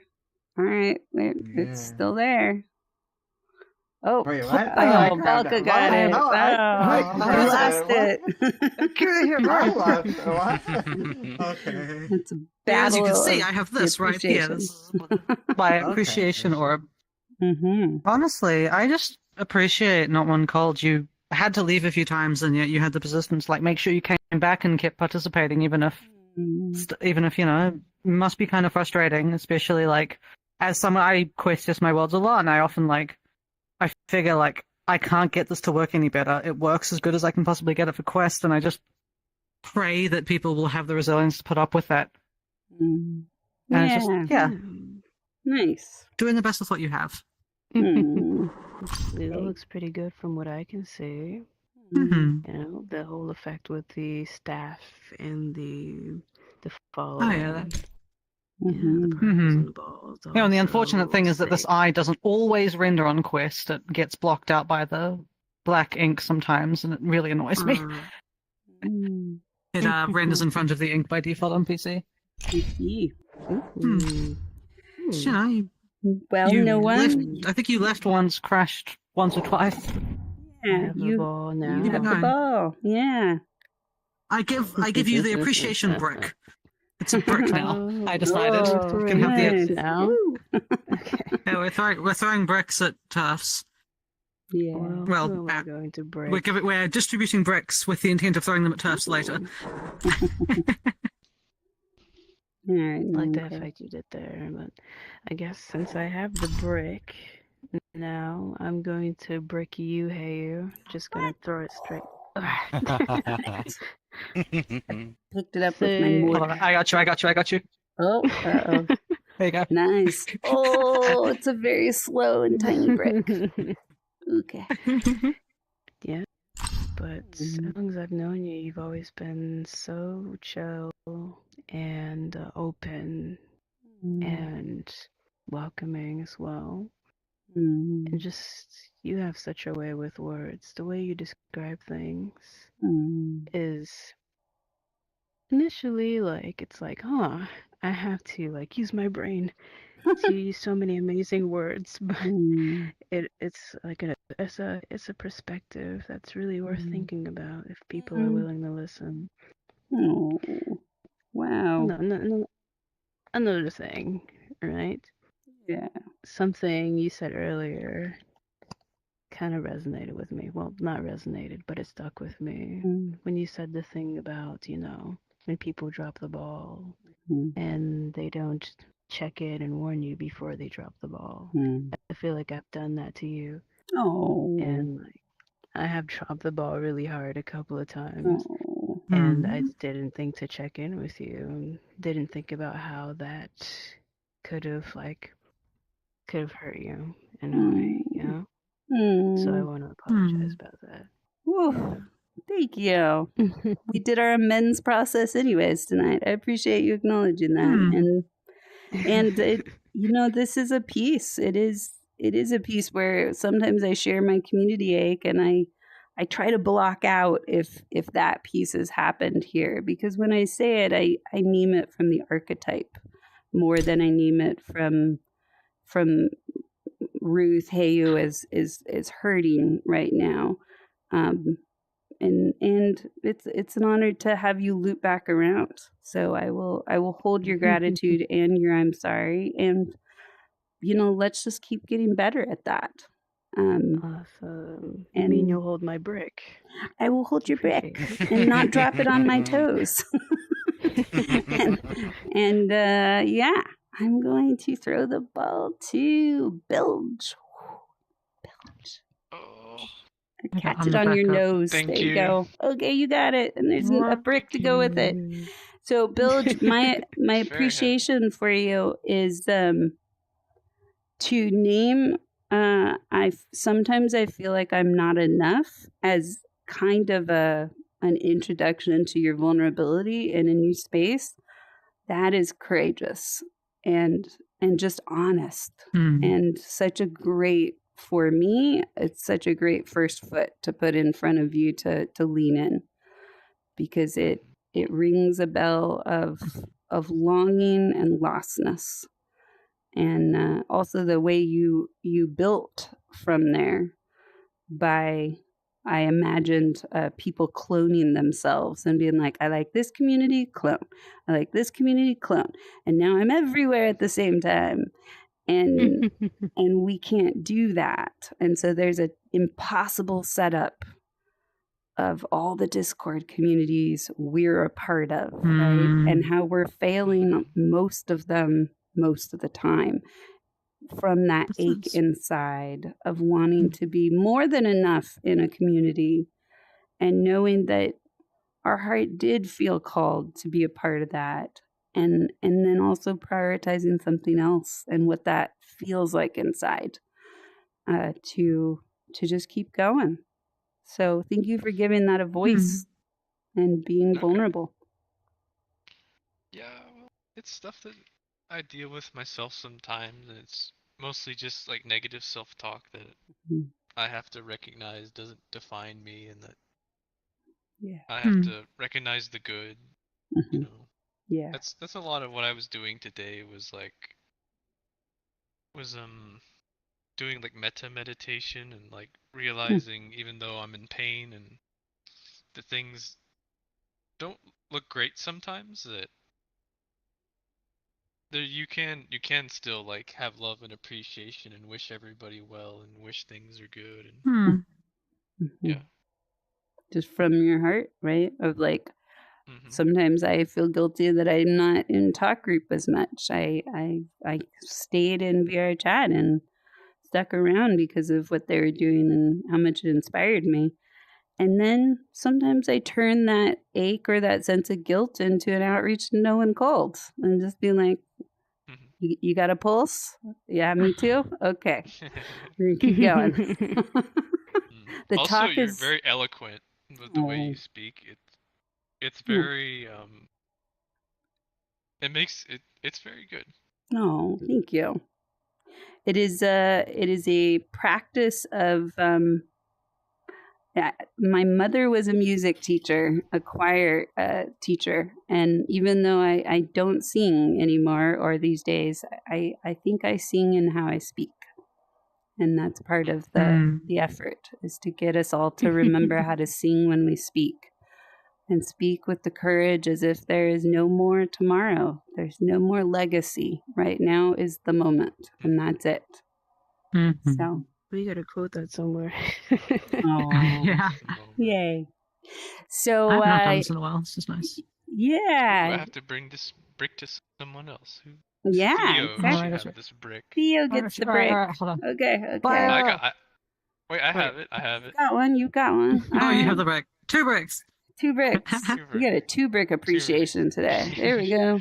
3 bricks. Hell yeah. Uh-oh. More I am bricks. so glad I didn't make that joke. That would have been so bad. Oh dear. 4 bricks. 4 bricks. You're getting all the bricks, Theo. 5 bricks. Boom. Bilge. What's your appreciation? They're breaking. My appreciation. Oh, for Theo? Yeah. He's such a good friend. He's just a great guy all around. Oh. Yay. Thank you, Bilge. I always say your name differently too, so having more people say it also allows me to know how I'm supposed to say it too.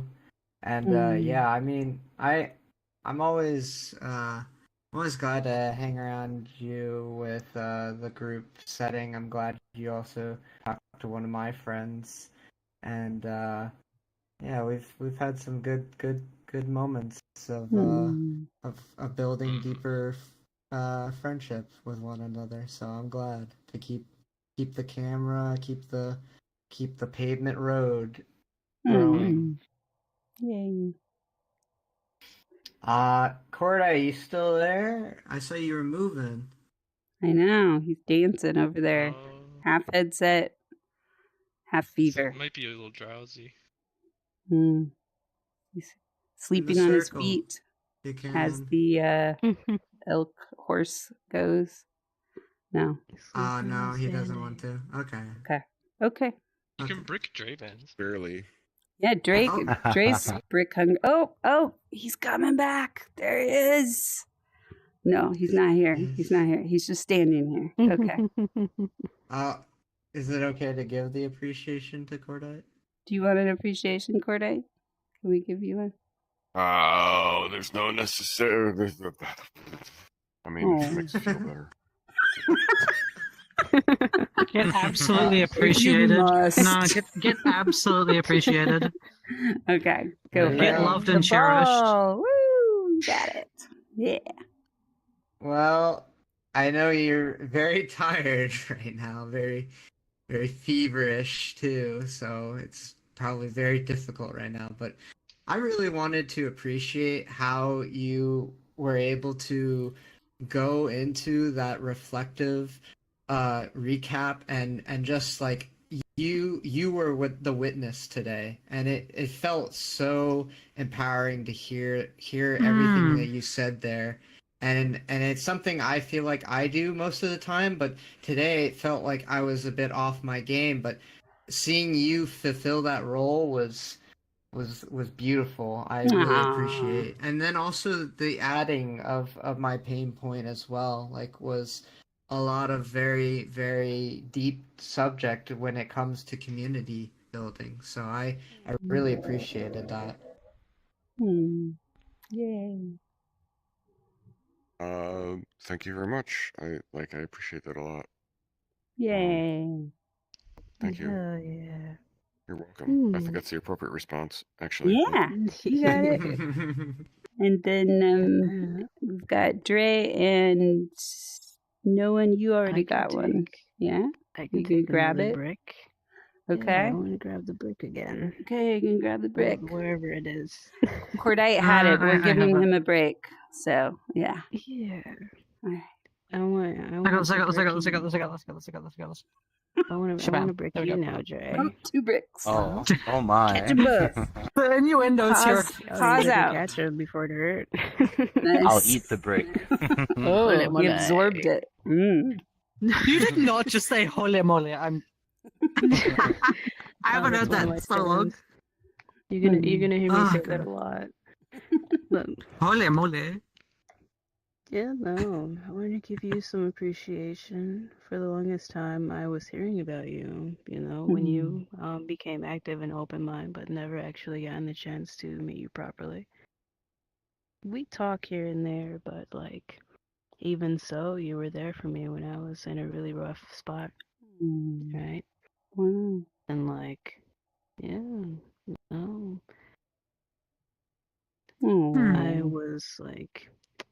I was achy and on the verge of crying, and I joined off a Dre.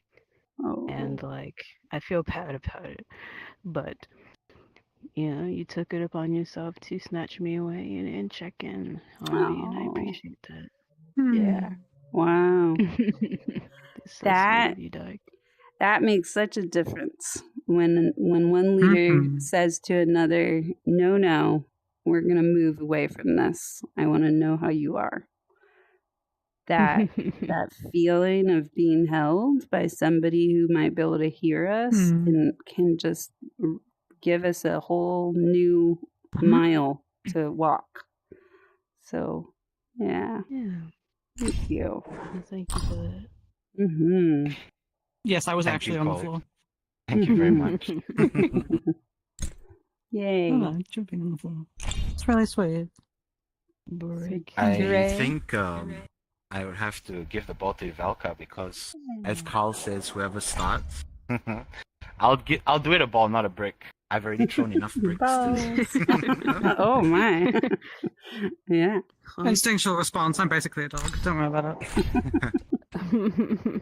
And to you, Ivalka, I would just show appreciation that from everything that you said, you took it upon yourself to care that much. Even if it's something simple as someone being quest compatible, I of all people know that going into a venture, something like that would be quite an insurmountable task, especially with everything else dealing with, you know, I am quite acquainted and familiar within the music and DJ scene, so I understand. I that see, yeah, you're in Lost in a Vortex and that. I've been doing some events with them recently. They have been absolutely wonderful. Yes. And with that, I wish you the best of luck. Yeah. I've actually got a word I'm working on that I might be releasing with them. Might see you there. Oh, where did the bees come from? That That was awesome. We have a bee theme in Bridgemakers for the different titles and roles. Yeah. So you are all newbies. Switches into my old avatar for no reason in particular. Look at that. So you are all newbies. I'm doing this for no reason in particular.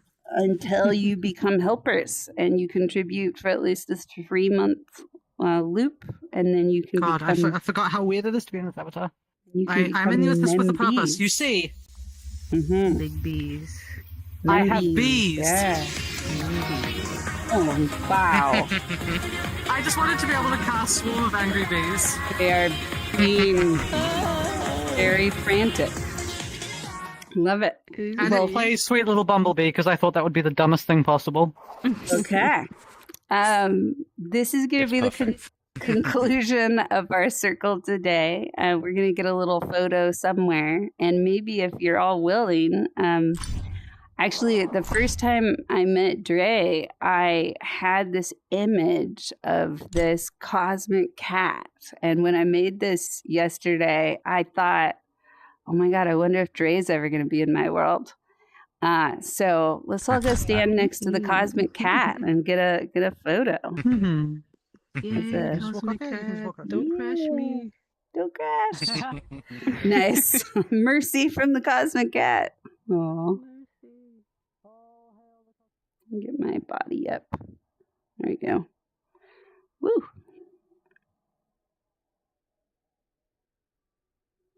Can grab the photo.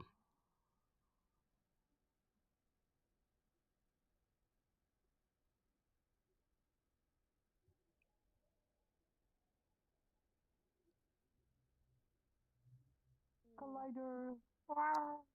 Yay. There is literally just a box collider in this, isn't there? That is a very large cosmic cat. Yeah, the lion of the universe, right? That's a huge That sounds like an Outer Wilds reference. Could be. So Anything of the universe. Let's have a photo with the cosmic cat. And what is our? I know exactly where I'm going into this group photo. What? As the only one here who can logically fly. Oh, come in. Yay! We don't need to be all apart, you know? That's Get in here. I am floating, not flying. Floating. Very fair. Floating on Yeah, the well, you don't cosmos. need to be all spaced apart. We can bunch up. We can look pretty together. What anyway, is I'm gonna be our up here. nice? What is our word for the day?